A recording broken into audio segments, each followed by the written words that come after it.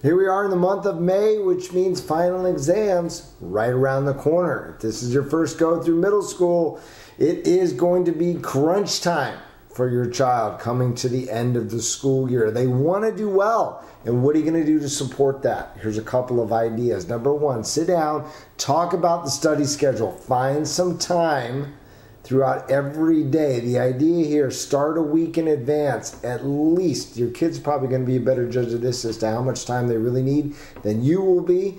But at the very least, a week ahead, sit down, take some time, plot out the after-school calendar. Usually activities in the after-school hours are starting to die down. Make sure that there is some time that you can allot to studying. I can't give you an exact number.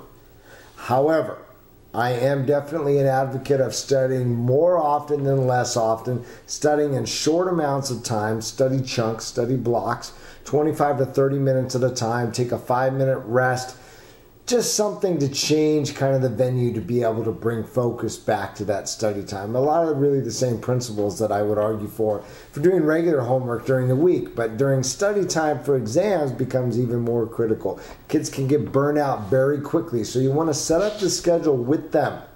Sit down at the table, talk about where the exams are, talk about what days they are, and then start with, of course, the first exams first. Kids will have a tendency to want to study for the exam that's at the end of the week that they perceive to be the most difficult of all of the classes. Don't go that route. Start with the exams that happen first in the week. Put those first on the study schedule. All right? Allot a little bit of time each day to the courses, and then as you get closer to the exam time, more time focused on that particular class. All right, so maybe up front, it's only 25 to 30 minutes. Take some time, read through the notes. Hopefully the binder looks good. Everything is in chronological order or not. Right? If you set up a binder, you have some file folders. Have an opportunity to just review notes, take a quick back read through any homework, past quizzes. Talk about what could be on the exam. Teachers are often really great about giving kids a study exam guide.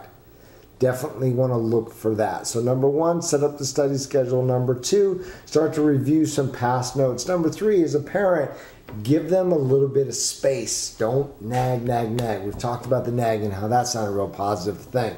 If you set up the schedule ahead of time, then it becomes your child's responsibility. You're not taking the final exams. These are their exams.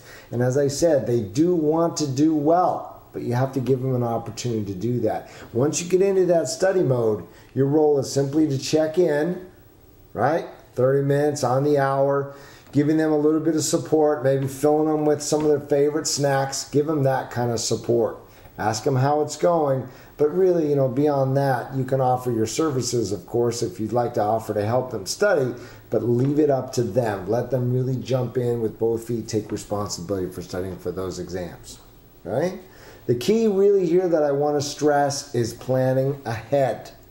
Just like with a long-term project, you don't want to wait till the night before. If you sit down and start talking about a plan for the studying, that's half the battle right there. All right, this is your Thursday show. Come back tomorrow, big show on Friday. Take care.